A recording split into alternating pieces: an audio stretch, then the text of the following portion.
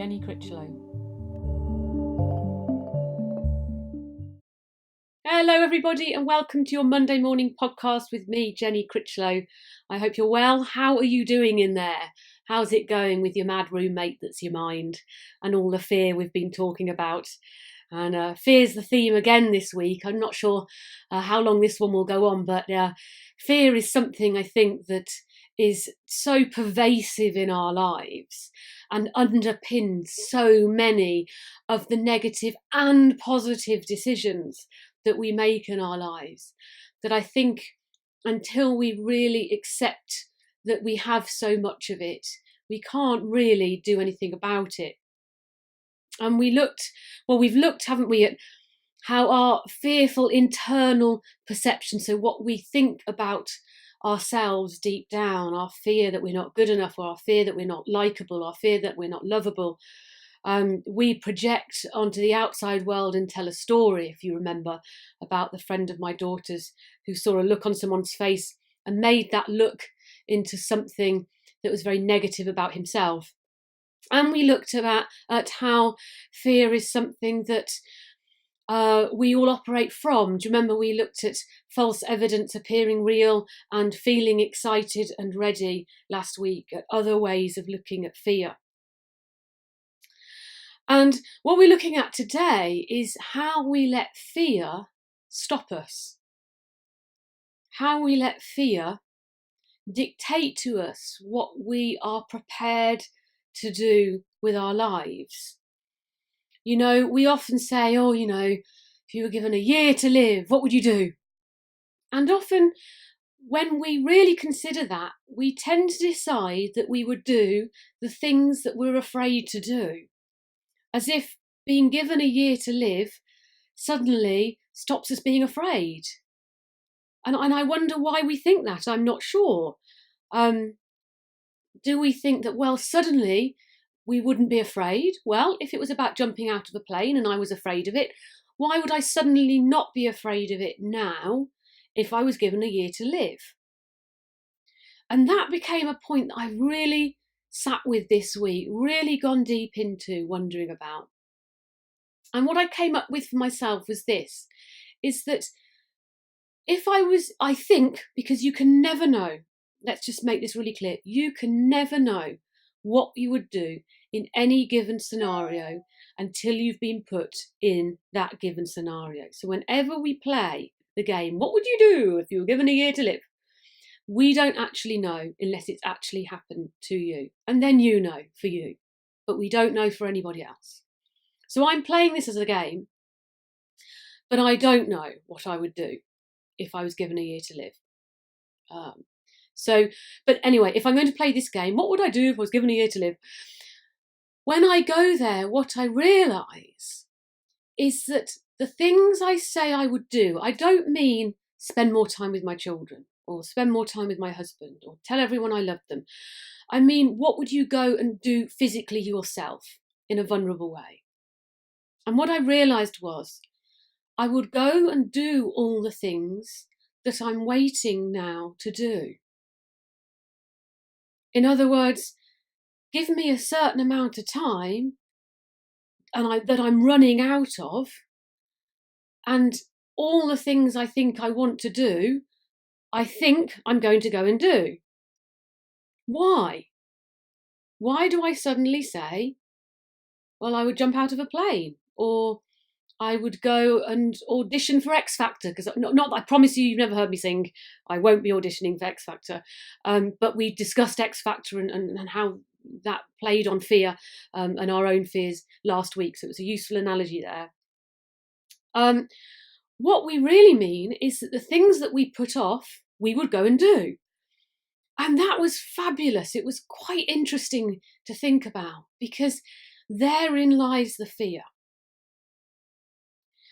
And we all think, I believe we all think, that there's some future moment where we will gather up the courage and go and do the thing we're frightened to do, whatever that is. Whether it's something physically you're afraid of, doing a bungee jump, whether it's giving up your job and going travelling for a year, whether it's leaving an unhappy relationship, whether it is telling someone something you've wanted to tell them forever. Think about all the things we think that we want to do, but deep down we're basically letting fear hold us back. And I think that given a year to live, I'd go and do all that. I don't know that. I don't know that I would be able to do it still, these things still. But understanding that I, and possibly therefore you, because most of us humans are the same, I'm putting things off until a day that I'm not afraid to do it, without making really any changes around whether or not I'm going to go and do it or not, means that I am delaying the experiences of my life that I say I want to create through fear. Because somewhere deep down, I think life's going to throw it at me. You know, someone's going to come and give me, again, let's do the X Factor analogy. Someone's going to come along and hear me humming to myself in an airport queue and decide that I'm the next big thing and thrust a contract under my nose, and suddenly I am the next overnight success. And there is part of us that always believes that's true for us, whatever our want is in life, that might be true, that suddenly we get discovered for who we are by someone else and gifted the thing that we think we really, really want. And if I could tell myself anything that I know for a fact for myself, is that that's never going to happen. What we want in life to come along and to happen, we have to go and do and put out for ourselves. No one actually does it for you. There's a lovely saying that any overnight success is 10 years in the making. You know, so the easiest to see that would be some kind of pop star, wouldn't it? And suddenly they're everywhere, and suddenly everyone knows who they are, and we think, oh my goodness, that person got discovered. Wow, how awesome. And then they made a record, or whatever. Oh gosh, that makes me sound old, doesn't it? What do they make now? Something to download. I don't know. Actually, genuinely don't know what they make now. I'm going to have to stick with record. Okay, then they make a record, and then suddenly they're number one. You know what? I don't actually know whether we have number ones here now either. Anyway, never mind. I'm not 80, by the way. I am 44, but either way, sounding really old. So they make this record and suddenly we all know about them. And we think that was an overnight success. But ask anyone in any place, and there's so much that's gone behind getting them to that place. Getting them to the point where that single was made, where things were right, where they were ready to launch, whatever that is that point, that moment was most likely around 10 years in the making. And we don't see that bit. We don't see underground.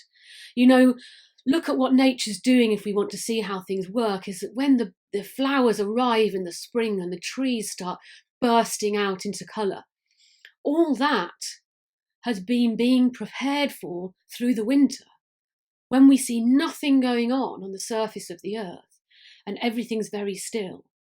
There's an enormous amount of work going on underground in the darkness, preparing the tree for this glory of the spring and the summer.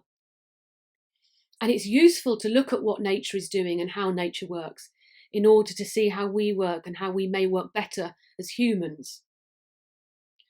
And so what we do through fear is put off and put off and put off doing the things that are scary in order to get to the place where we think we want to get to, wherever that is. Because we want someone else to gift it to us, or we want someone else to discover us, or forget someone else. What we really want is to future-proof what we're doing.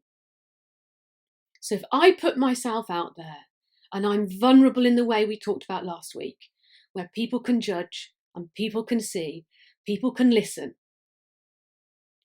then I make myself very, very vulnerable. If I know for a fact, which I can't, that suddenly this is going to be received well, that people are going to praise it, that I'm going to be chosen to go to the live finals, that if I'm going to be chosen to go, I don't know, on something or other, which means I've won. Missed an analogy there, sorry. If I know that, then I'll do it. I'll risk it, because it's not a risk. What we fear is the public failure. And underneath the public failure is that vulnerability we talked about last week. And underneath that is that wound we talked about last week. And that wound is our wounded sense of self. That we don't mend and grow because we're too busy covering it over with armour and persona. You know, one of the things I say a lot is that we aren't taught from childhood to grow a person from the inside out. We're taught to grow a persona from the outside in, and we remain these unformed little children inside until we take the armour off and begin to grow a person from this vulnerable place on the inside. And we so fear the pain of that discovery, the pain of that wound, that we cover it over and then fear to go forward and be seen and be vulnerable. Because the pain of taking the armour off, or it being taken off by other people, is so fear-inspiring, fear-inducing. But, again, in my perception and experience, the only way to get to where you say you want to be is to allow yourself to be vulnerable and out there. Because nothing new, nothing inspired, nothing worthwhile for you comes from a safe place. It doesn't come from following someone else and making sure you follow exactly what they did and you get the same results and that's safe. That's not inspiring and new for you. The things that your heart wants to do will put you in places that feel vulnerable and scary. And in those places, you begin to take your armour off and you begin to heal the wound of your sense of self. And you begin to grow a person, not a persona. And it is from that place that you begin to create something authentic and real. And the fear, that feeling of fear, is your indication that you're in exactly the right place and ready to feel excited and ready. Wow, fear gives us so much. What a great subject. I think I might be milking this baby for a bit longer. We'll see what happens for next week. Have a wonderful week, everybody, and I'll see you next Monday.